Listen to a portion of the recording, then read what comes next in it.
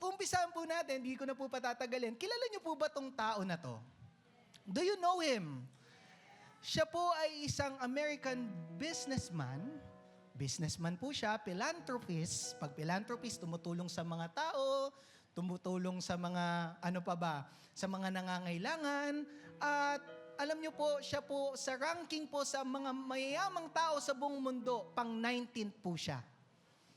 At ang net worth po niya ngayon ay 109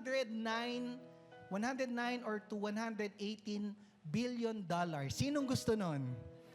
Oh, amen. Talagang ang lakas. Pag blessing, amen agad. So siya po ang CEO or kung hindi CEO, siya po ang gumawa ng Microsoft. Yung ginagamit niyo po sa computer. Siya po ang gumagamit. Sa tingin niyo po ba, maganda po ba ang buhay niya? Maganda po ba ang posisyon niya? Yes or no? Yes, tama po ba? Good life, good position, lahat naman nasa kanya. Pero ito po ang nasabi ni Bill Gates, ito po nasabi niya, life is not fair, get used to it. Do you agree with him? Ang buhay ba ay fair, mga kapatid? Yes or no? Sagutin niyo lang po. No, yes, no. Ano po ba? Fair po ba ang buhay? No, lahat no. So tingnan muna natin, fair po ba ito? Yung may promotion ka pero walang salary increase. Will you accept that job? Will you accept that position? I-accept mo ba?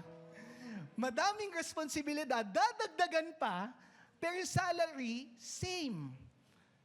Ano po masasabi natin dyan? Oh, tinan nyo, ba't sinabi? Akala ko ba fair? Life is fair. Unfair. Meron po sa news, nung last 2024, meron daw pong nag-counterflow na motor sa Skyway. Ang pinapayagan lang po na motor ay mga big bike. At ito po, dahil lasing yung nagmomotor, nag-counterflow at binangga yung SUV na nasa tama. Hulaan nyo po, sino kinulong? Yung nakamotor o yung naka-SUV? Ano sasabihin natin? Unfair na naman. Sa Pilipinas daw ganun, kailangan sundin yung protocol. Pero may CCTV. Nakita naman. Tama po ba? Nasa tama naman yung SUV, pero kailangan pa ding iproseso. Unfair. Eto, for sure, may experience nyo lahat. Sino pong dumaan dyan? Aray ko, sabi niya. Aray ko. Saan po yan? Zapote Intersection. Sino pong malapit sa Zapote? Sino pong binaha sa Zapote? Meron, ang dami, no? Alam niyo po, no? Tayo po, we pay taxes. Tama po ba? Nagbabayad tayo ng tax, nasa tamang oras, binibigay natin yung best natin, pero tingnan niyo po. Ano po masasabi niyo? We deserve, alam na mga YA, no? We deserve better. Pero ano na naman masasabi natin? Unfair na naman. Ano bang meaning ng unfair? Not treating people in an equal way or not morally right. In human perspective, ito daw po yun, kapag hindi mo tinitreat yung people ng tama, morally right, not morally right, mali yung ginagawa mo. So, ito po ang conclusion ko. Tingnan nyo po kung magko-conclude din kayo ng parehas ko. Tama po ba? Life is not always fair. Ito po ang conclusion ko. When I say life is not always fair, pag sinabi nating fair, hindi siya equal. Hindi siya same. Hindi siya balance. Tama po ba? Ito ang tanong ko sa inyo, balanse po ba ang buhay nyo? No, ang lakas sa... Balanse po ba? Ngayon, meron ba sa Bible na nagsasabi na ang buhay ay hindi fair? Punta po tayo na Ecclesiastes. In Ecclesiastes chapter 8 verse 14, sabi dito ni King Solomon, siya po ay full of wisdom. Pansinin niyo po ito pakinggan niyo po maigi. Tingnan niyo po ito. The righteous, when we say the righteous, ito yung faithful kay Lord. Ito yung nag-o-obey sa commandments ni Lord. Ito yung mga sumusunod dahil sa pagmamahal niya sa Diyos. Tama po ba? Righteous. At sabi doon, the righteous who get what the wicked deserve. Yung dapat para sa wicked, natatanggap ng righteous. Tama po ba? Totoo po ba tong Bible na to? Sa panahon natin, may mga tao na hindi nila deserve magkaroon ng ganon. Sila pa nakakatanggap. At ano sabi doon? And the wicked who get what the righteous deserve. Pambira. Kung ikaw, faithful ka kay Lord, yung by experience mo pa, yung pangit. You're not in a good situation. Sino pong sa panahon na ito, hindi magandang sitwasyon niya? Sasabihin mo, Christian naman ako eh. Faithful naman ako kay Lord eh. Bakit hindi nagiging maganda? Alam niyo po ito masasabi ko. Doing the right thing doesn't mean everything will always go right. Tama po ba? Masakit na katotohanan. Pero don't get me wrong. Ayusin ko lang po. Hindi porket gumagawa ka ng tama na experience mo ay mali, baka sabihin mo ganito, di gawin ko na lang din yung mali. Naisip niyo po ba yun? Huwag pong ganun ha. Tama po ba? At i-explain ko furthermore, bakit ko sinasabi yun. Tuloy po natin. Sabi sa John 16:33, ito po ay si Jesus ang nagsasabi. Ang sabi po diyan, I have told you these things so that in me you may have peace. Sa buhay natin, sa mundo na to ay walang peace. Yan ang katotohanan. At saan mo makikita yan? Kay Lord lang. At ito ang tingnan nyo po, controversial na sinabi ni Lord, in this world, you will have trouble. Kaya pala, pag Kristiyano, hindi smooth sailing. Kaya pala kahit Christian ka, pinipersecute ka. Kaya pala ganun, kung ginagawa mo yung tama, may nag-o-oppose na mali. Tama po ba? You will have, si Jesus na nagsabi nito, kapatid. At ang sabi doon, but take, ano daw po? Be courageous, take heart, stand firm. At anong po sabi doon? I have overcome the world. At ito ang pinakamaganda dyan. Sabi po dyan, I have told you this thing so that in, ano daw po yung word? Me. Bakit ko sinabing me? Tuloy po natin. Sabi dito, being a Christian doesn't mean we'll never experience unfairness. Tama po ba? Parang nung naging Christian ka pa nga, lalo mo kang nakaka-experience ng unfairness sa buhay eh. Tama ba? Mas pumapangit yung sitwasyon ng buhay mo nung naging Christian ka. Tama po ba? Naalala niyo si Manny Pacquiao nung naging Christian, natalo sa boxing? Tama po ba? Biglang natalo, naging Christian, natalo. Ay, pambihira. Pero ito po ang maganda dyan. But we don't face unfairness alone. Ang maganda, kasama mo si Lord. Pero ito na maganda. Sabi natin, nagko-conclude tayo bilang isang church na life is not fair. Ang mga tao, hindi din fair. Ito ang tanong ko, at ito po ang title ng sermon natin for today, is God fair? Nandun na tayo eh. Sabi, kailangan kasama mo si Lord sa buhay mo. Ang tanong, si Lord ba ay fair? Tutuloy ko lang po If God is fair, tinan nyo po kung natanong nyo na to sa sarili nyo why did this happen to me? Kung fair si Lord, naging Christian ako, ba't nagkakasakit ako? Kung fair si Lord, bakit nagka-crumble down ng business ko? Kung fair si Lord, bakit ako yung nakaka-experience ng pain ngayon? Kung fair si Lord.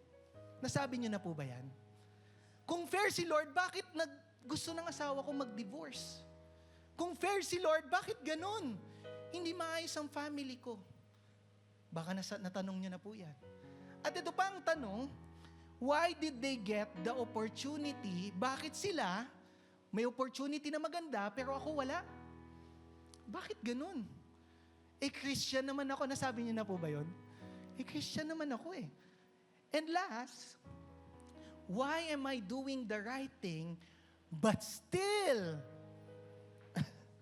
for sure, lahat tayo naka-experience ito. But still, ano daw po? Struggling, problems, anxiety, depressions. Tama po ba? Sins. Ano pa? Nagsistruggle tayo. Kay Lord naman tayo eh. Tama po ba? Pero ito masasabi ko, God is fair. Tama po ba? God is just. Because, bakit po? Ito po ang sagot. God sees what we don't see. Tama po ba? Nakikita ni Lord yung mga bagay na hindi mo pa nakikita. At bakit ko sinabi yan? Punta tayo ng Ecclesiastes. Doon lang po tayo tatakbo. In chapter 8, verse 12, though a sinner, pakinggan niyo po, though a sinner does evil 100 times and prolong his, ang sinner, gumagawa ng kamalian and prolongs his, ano po yung kasabihan ng Pinoy? Ang masamang damo, biblical. Tama po ba? Biblical. Ang bihira. Biblical pala. Bakit kaya ang masamang damo matagal mamatay? So pag mabait ka, kukunin ka na ni Lord. Wag naman. Wag naman. With long life, you will, ano sabi sa Bible? With long life, you will satisfy me. Sabi sa Bible, with long life, you will satisfy me. Hindi naman. Pero madalas nakikita natin kung sino pa yung masama, siya yung tumatagal ang buhay. Tama ba? At sabi dito, yet I know that it will be well with those who fear God because they fear before Him. Maganda nga, kahit sabihin mo nakikita nyo, maganda dun sa masamang tao, wicked, sinner. Pero ito ang kapalit. Ito yung comparison nito. Sa mga taong kilala si Lord, natatakot sa Diyos ay may blessing. Sa mga taong natatakot kay Lord ay may blessing. Tuloy ko lang po. Sino po ang meron pa dyan sa bahay nila? Nag-uusap tayo ng blessing. Sama po ba? Prosperity. You want prosperity in your life. Sino po meron yan sa bahay? Walang amin. Tama po ba? Pastor, syempre doon lang yun, nakagilid lang yun. Design lang yan eh. Design lang yan. Di, Pastor, Chinese kasi ako eh. Alam niyo po, one time, may meeting po kami at may nagkwento sa akin to. May tanong sa amin si Pastor sa devotion namin. Bakit ba ang tao naiinggit? Tanong ko nga po sa inyo, ba't ang tao naiinggit? Not satisfied. Bakit po ang tao naiinggit? Hinahanap mo yung wala sa'yo na meron sa iba. Tama po ba? Ngayon, may umamin. Kanya, Pastor, nainggit nga ako sa kapitbahay ko eh. Isipin mo, laki ng mga Diyos-Diyosan, pero mas blessed kaysa sa akin. Ang bihira. Ako, nagsaserve ako kay Lord. Sabihin, may ginagawa ako, nasa posisyon ako, nagli-leader ako, may ministry ako, pero mas blessed. Pambira, kahit madaling araw, nagpe-pray dun sa mga Diyos-Diyosan. Naniniwala po ba kayo na kapag may ganyan, may blessing? Hindi. Meron pang isa. Meron pong businessman na napakayaman niya. Hindi ko pwede masabi yung pangalan. At bago po sila mag-start ng year, nagpapa-feng shui sila. Alam niyo po yung feng shui? Kung saan yung tatama dito, ano dapat ang kulay ngayong, ano na to, ganon, tama. Akala nila kapag ginawa nila yon, yayaman sila. Pero bakit sila yung mayaman? Dahil sa hard work. Tama po ba? Naniniwala ako na si Lord binibless ang masama at mabuti. Tama po ba? God is fair. Kung nag-hard work yung masama, bibless din ni Lord. Tama po ba? So ang blessing mga kapatid ay hindi po nandito. Kung meron ka niyan, tanggalin mo na. Itapon mo na. Kasi wala dyan ang blessings. Tama po ba? Na kay Lord. At tutuloy ko lang po, sometimes we think God is unfair. Kasi nga bakit ganun Mas yumayaman pa siya kaysa sa akin. Because we only see what is happening right now. Kasi yung struggles mo today, yung problems mo today, doon ka nakafocus. Kaya yun lang ang nakikita mo, kapatid. At alam niyo po, ito pa yan, tuloy lang natin, we judge God based on one season. Sa isang season, sino mahilig manood ng Netflix? Ilang seasons po ang sa Netflix? Tama po ba? Meron. Pag nanood ka ng isang season, maiintindihan niyo po ba? Kailangan mong tapusin. Tama po ba? Minsan, ganito din ang tao, kapatid. In one rejection, ni-reject ka ng boss mo, ni-reject ka sa school mo, yung thesis nyo, sumusuko na tayo. Tama po ba? Pag narinig mo na yun, ni-reject ka na, Lord, unfair ka. Nasabi mo na ba yun? Yung gusto mong business, tinatayo mo, ni-reject ka, ayoko na. hindi na ako magkakaroon ng faith sa'yo, Lord. Ganun po ba tayo? At hindi lang one rejection, one unanswered prayer. Pag nanalangin ka kay Lord at hindi nasagot agad, ay pambira, parang di totoo si Lord, balik na nga ako dun sa pusa.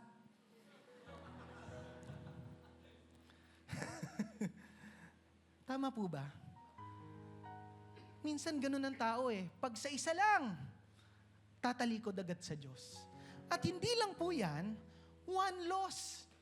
Minsan, nawalan ka ng kayamanan.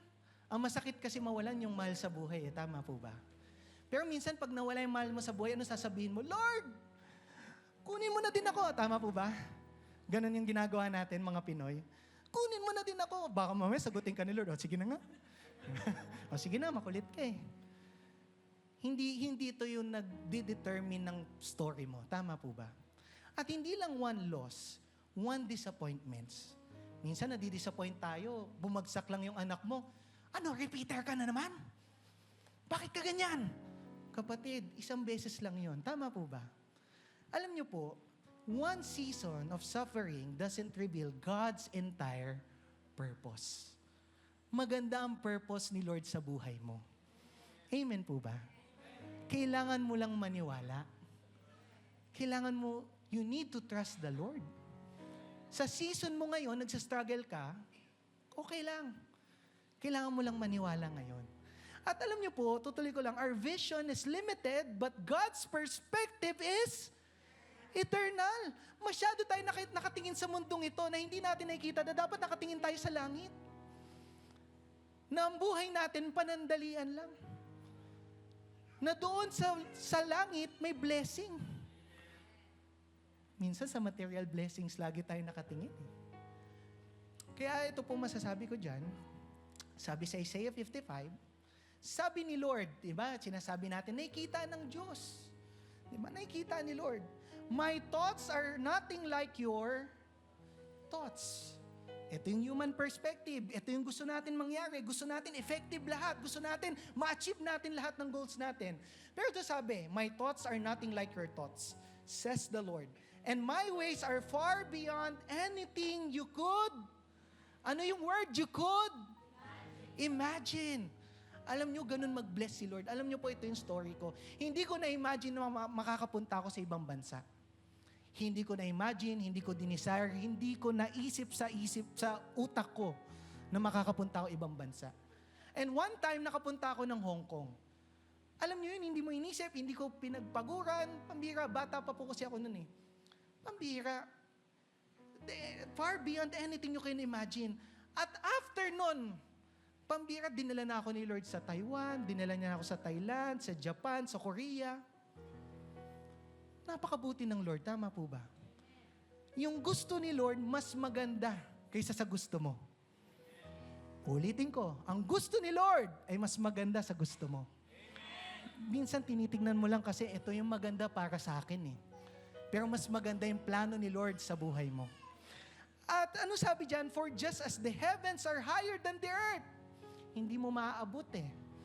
So my ways are higher than your ways, and my thoughts higher than your thoughts. Ganito ang Diyos mo. Hindi mo mapipredict. Tama po ba? So, tingnan natin maigi. Saan ka ba kailangan magtiwala? Ano ba dapat ang ating tingnan? Saan ba talaga dapat tayo titingin? Sa mundong ito o sa Diyos? Wow! Ganadong-ganado ang second service.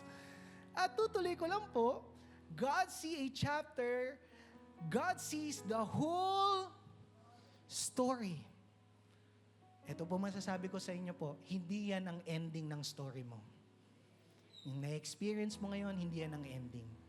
Kung nagsasuffer ka ngayon, hindi yan ang ending. Amen? Hindi yan ang ending. Alam niyo po, ito po yung sumunod, God waits for the right time. Ito si Lord eh. Tingnan niyo po God is just. Because God waits for the right time. Tingnan po natin sa Ecclesiastes chapter 8 verse 11. Sabi doon, when the sentence for a crime is not, ano daw po? Quickly. Sa atin po, pag may nagnakaw or may ginawang masama, anong gusto natin gawin agad? ipakulong agad. Tama po ba? Gusto natin mabilis. Ipakulong agad. Katulad po ng flood control, sino pong gusto makulong na kaagad yung nasa flood control? Tinan nyo, nagtawanan.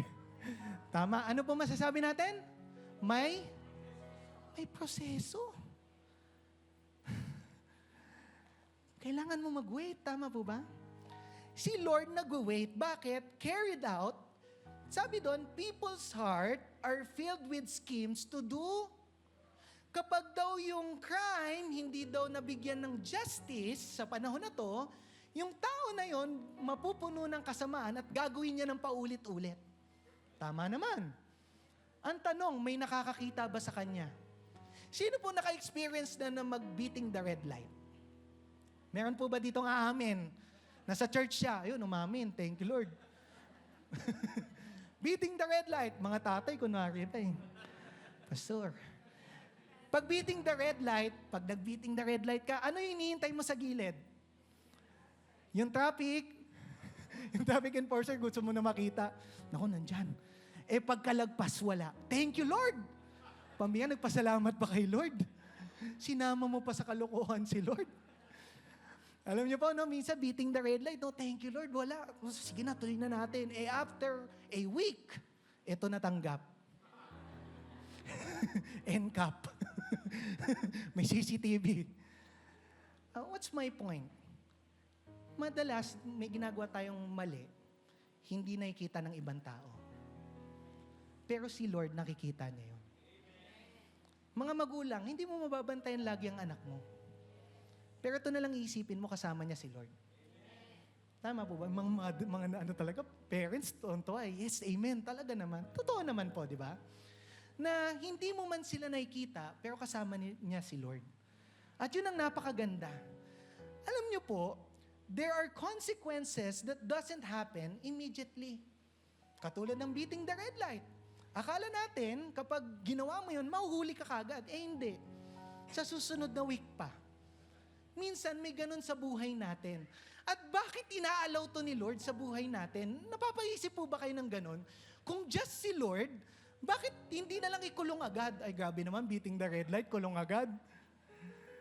Pero bakit hindi kaagad matanggap yung consequence? Tama po ba?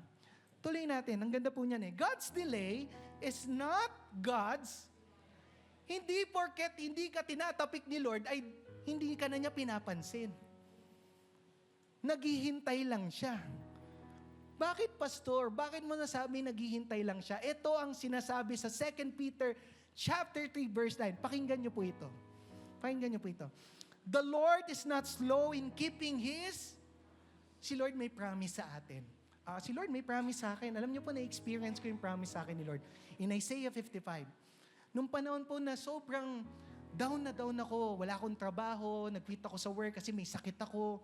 Down na down ako at binigyan niya ako ng word sa Isaiah 55. At yung Isaiah 55, ang ganda talaga nun.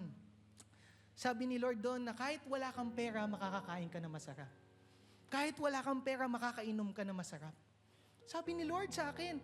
Pero nung years na yon na dumaan, hindi nangyayari.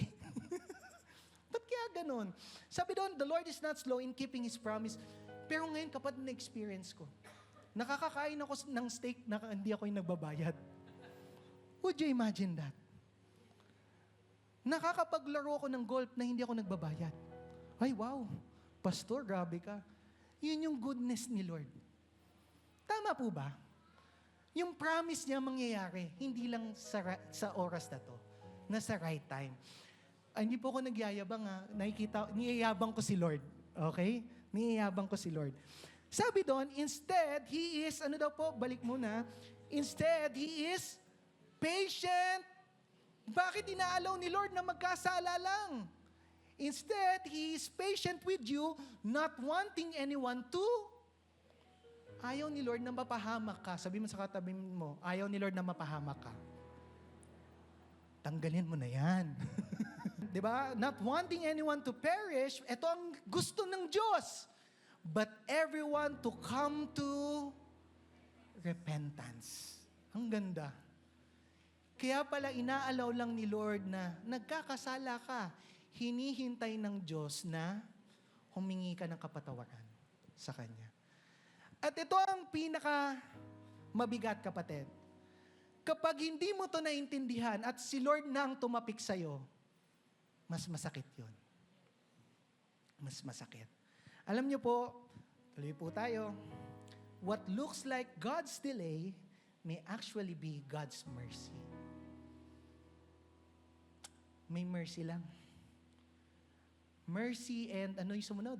Grace. Pambihira. Grace ni Lord eh. Hinaantay ka lang ng Diyos, ayusin mo na. Baguhin mo na. Amen po ba? Huwag mo nang patagalin.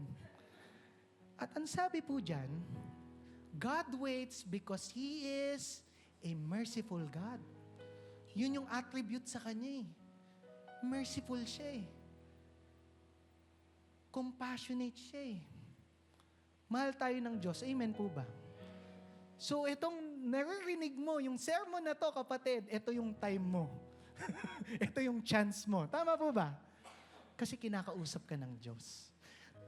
Ano po tayo? God sees, God waits, nakikita ni Lord. Minsan nakala natin, hindi nakikita ni Lord. Nakikita niya, naghihintay lang siya. Para siyang enforcer, naghihintay lang. But God has not forgotten. May kailangan gawin. Tama po ba? And last, God gives us grace. Ganda, no, nung grace? May mercy na, may grace. Sino po dito na kapag naaalala niya si Lord at yung paano ka pinatawad ni Lord, naiiyak ka? Nakakaiyak po, no? Tama po ba? Kung saan ka nang galing, your old self, hindi maganda eh. Pero by the grace of God, tingnan niyo po, nag-iba.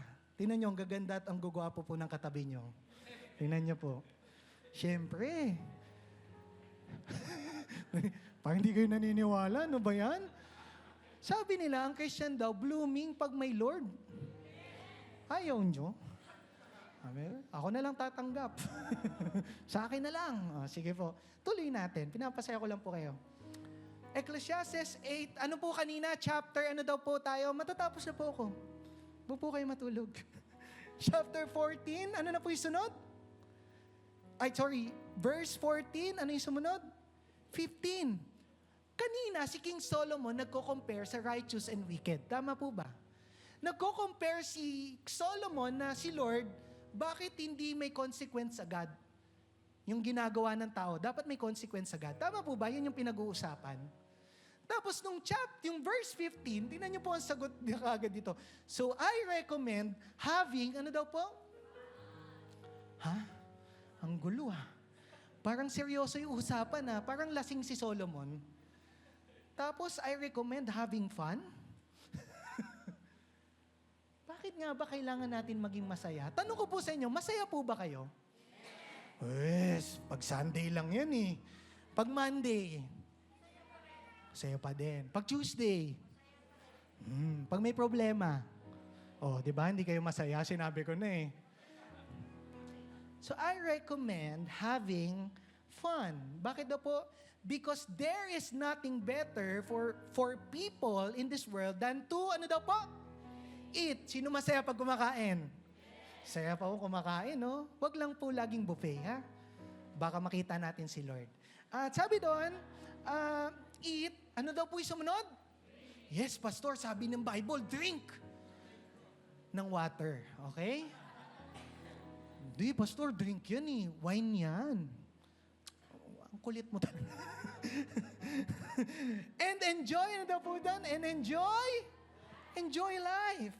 The way they will experience some happiness along with all the hard work God gives them kaya ka pala binibless ni Lord, kaya pala may trabaho ka, kaya pala may business ka, 5 times a week ginagawa mo, nag-hard work, nag-work hard ka, tama po ba? Para ma-experience mo yung fun, para ma-experience mo yung ano daw po? Yung blessings ni Lord sa'yo. Kasi lahat ng yan ay galing kay Lord. Naiintindihan niyo po ba na lahat ng trabaho, lahat ng meron tayo, galing kay Lord? So kung hindi natin naiintindihan yon, may problema tayo. Hindi sa akin yun eh. Tingnan nyo mamaya, papaliwanag ko. Tuloy po tayo. Comparison can kill our... Bakit ko nasabi yan? Nakita nyo po paano kino-compare ni King Solomon kanina? Bakit yung righteous ang natatanggap yung deserve ng wicked? Tama po ba? Yung wicked, deserve niya yung para sa righteous. Tama po ba? Yun yung kino-compare niya. At minsan tayo, mga tao, natanong nyo na po ba to? Sometimes we spend all time asking, natanong nyo na po ba to? Why does he have that? Bakit siya may bahay, ako wala? Bakit siya may magandang trabaho, ako wala? Bakit siya may good wife no? Ayoko, baka mamaya may magalit sa akin. Bakit siya may Minsan tama po ba kino-compare natin? Bakit siya meron nito? Bakit may maganda siyang sasakyan? Ako wala. Pag ginagawa niyo po to, nagiging masaya po ba kayo? Bakit siya meron to? Bakit siya magaling dito? At ito ba ang tanong, why did they get blessed? Katulad nung kanina, bakit mas blessed sila? Sumasamba ako sa one true and living God. Pero mas binibless yung pusa. Di ba? Napapatanong tayo ng ganon. At hindi lang yun, sabi dito, why did this happen to me? Bakit sa dinami-dami ng tao, ako yung may cancer? Bakit kaya? Napapatanong tayo ng ganon. Tama po ba? Bakit ko na-experience to? Alam niyo po, we can miss what God has already given us. Naniniwala po ba kayo na madami nang binigay sa'yo si Lord na blessing? Kaso paano mo mapapansin, kapatid, lagi ka nakatingin sa iba? Sino dito pag may nakita na nag-post yung kaibigan niya at may bagong bahay na iinggit siya? Kapatid, kapag natutuwa ka na para sa iba, yun ang starting point. Buti binibless siya. Buti si pastor nakapag-Korea. Ako din, susunod ako. Susunod ako kay Lord. Hindi, wag. Ano na ka to? Nagigets niyo po yung point. Pag nagiging masaya ka na at wala ng envy, wala ng inggit, ikaw din ang ibe-bless ni Lord. Yun ang maganda. At tutuloy ko lang po, our joy must not be only based on what God is giving us. Madalas gusto kasi natin ng material blessings. Tama po ba? Siyempre, tangible pastor Pag kailangan ko ng trabaho, kailangan ko ng pambayad ng tuition, kailangan ko tangible. Pero alam mo, blessed na blessed ka. Alam mo bang sobrang blessed ka? Bakit ko nasabi yan? Naniniwala po ko na God is fair. Yan po ang paniniwala ko. Sino mahilig maglaro? Diba? Sino mahilig? Ito po ay hindi sa akin, para lang maganda. Si Brother Ronnie ang nagbigay ng input sa akin ito. Sa buhay, minsan naiinggit tayo. Buti pa si sister, mayaman, ako wala. Kahit wala ka kapatid, pero spiritual life mo, punong-puno. Tama ba? At kapag tinotal mo lahat ng to, lahat tayo may 100%. At just si Lord. Sabihin, fair si Lord. Hindi lang nagiging fair sa human perspective. Tama po ba? Kasi bakit? Gusto ko, kasing galing ko siya kasing pogi ko siya pag kinumpare mo, tas ganito itsura mo, wala na. Masasaktan ka. Tama po ba? O hindi ka man magaling, hindi man ikaw pogi, o marunong naman ako mag-drums. Tama po ba? O yun lang yung pangyayabang ko po wala Nagigets niyo po yung point? Madalas kino-compare natin sa bagay na wala kasi tayo. Pero si Lord, fair siya. 100% binibigay niya pa din sa'yo. Minsan tinitignan mo lang sa ibang aspect, sa ibang perspective. Tama po ba? So, malinaw ba? Tuloy natin. Ito po ang napakaganda ng sinasabi natin kanina. Nasabi mo, mayaman naman ako stable naman ako. Tingnan niyo po in 1 Timothy 6:17. Command those who are, ulitin ko, command those who are rich. When we say rich, ano po ang nun? Madaming, alam nyo na kagad. In this present world, Not to be, ano daw po yung word? Pag tayo daw gumaganda na ang buhay, nagiging mayaman na, nagiging arrogante. Kasi bakit? You have a good life, good position, tapos pag nakita mo yung pastor mo, ganyan, aray ko. Sabi doon, not to be arrogant, nor to put their hope in wealth, which is so uncertain. Hinahanap mo yan, nagpapakapagod ka, nagpapakakuba ka, sinusunog mo ang kilay mo. Ano sasabihin ko? Uncertain. Ulitin ko po hindi masamang mag-work hard. Hindi masama. Pero kung nandun yung trust mo, may problema na tayo. Ang sabi doon, which is so uncertain, but to put their hope in, ano pong malakas? Put their hope in God. Katulad ng buhay ko po, hindi ko na-imagine na dadalhin ako ni Lord kung saan-saan kahit wala akong pera. Yun ang masasabi ko. At alam niyo po, sabi doon, but to put their hope in God, who richly, ano daw po? Richly provides us with everything. Again, titigil muna ako, with madalas sinasabi dito, si Lord nagpo-provide ng needs mo. Tama naman po. Tama naman. Pino-provide ni Lord yung needs natin. Every single day, pino-provide ni Lord yung needs natin. Tama po ba? Pero ito ang maganda. Sabi diyan, for our enjoy. So, ibig sabihin, ito po ang pwede kong i-conclude. Ibe-bless ka ni Lord kung saan ka pwedeng mag-enjoy. Kung saan ka mag-enjoy, ibe-bless ka ni Lord. Sa tama. Okay po ba? Ulitin ko tatama ko lang sa tama. Di ba? Sa tama. Ulitin ko lang, si Lord kaya kanyang i-bless beyond sa needs mo. Yan ang Diyos mo. Anong kailangan mong gawin? Kailangan mong maniwala. Alam niyo po, don't let what you don't have make you blind. Hindi ko makita si Lord. Wala kasi ako nito Laging ganon. To what God has already given. Kapatid, ito ang paniniwala ko. Hindi lahat magkakaroon ng magandang posisyon. Tanggapin na natin. Hindi lahat ng tao magiging mayaman. Tanggapin na natin. Pero lahat ng tao pwedeng tanggapin si Lord. Pwede kang yumaman. Tama po ba?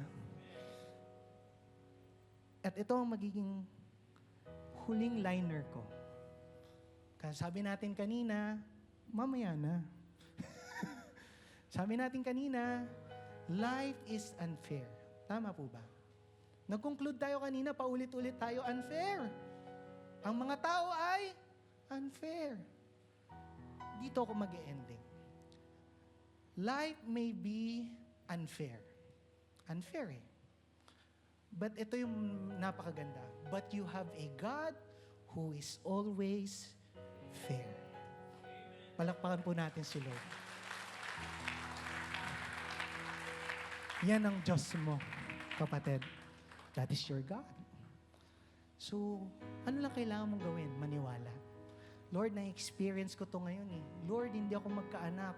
Kakaanak ka din. Tama ba?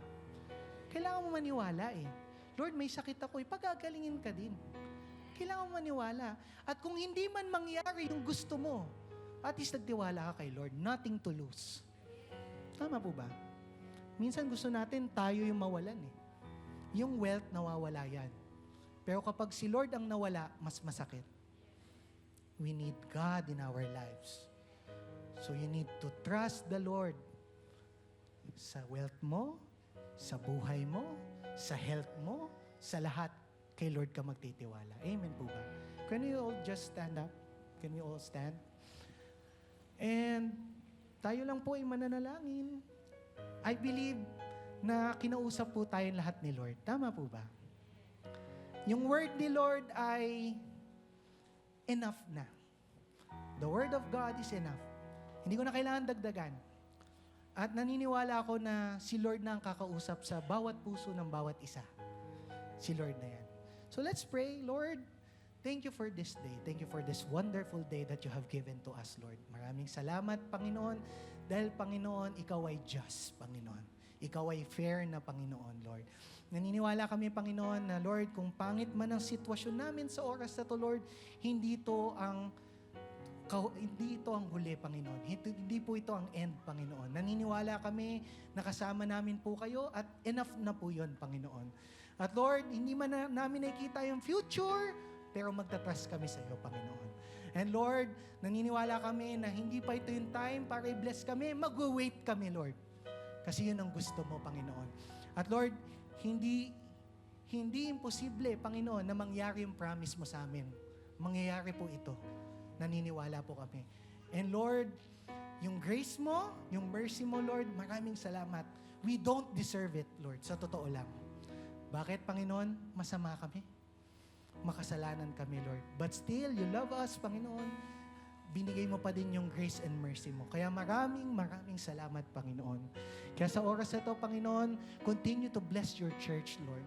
Kung meron man dito may sakit, Panginoon, magulo ang pamilya, Lord, naniniwala kami merong healing, Lord. Merong restoration sa oras na ito, Panginoon.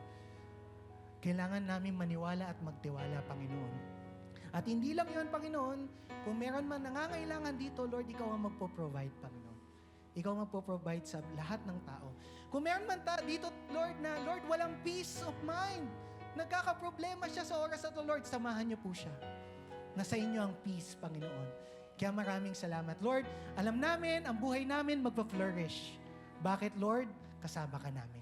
At yun ang pinakamahalaga sa lahat. At Lord, lalabas kami sa bahay-sambahan na to, Lord, pinagpala at umaapaw, Panginoon, ng presensya mo, Panginoon. Lord, all the glory, all the honor belongs to you, our God. In the mighty name of our Lord Jesus Christ, everybody shout, Amen. Amen. God bless you po.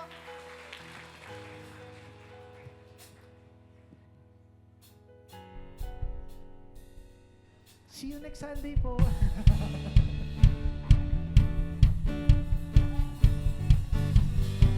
Happy Sunday, Church of God. See you next week. God bless you.